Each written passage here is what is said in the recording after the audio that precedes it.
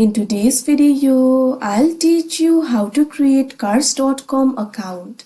First of all, launch open any browser of your choice. You can see over here I've opened Google Chrome. Now click on the search bar and type in cars.com and press enter.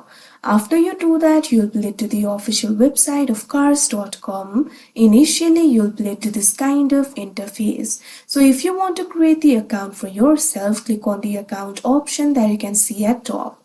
Now once you do that, you'll be able to find two options: sign in, create an account. Click on this option, create an account, that you can see on the screen.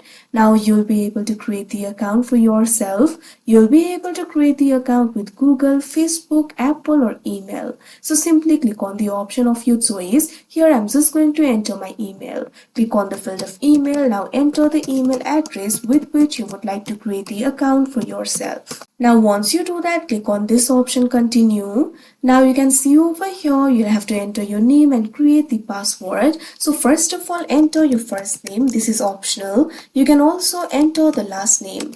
Now after you do that, create a password for yourself. Your password should have minimum of 8 characters.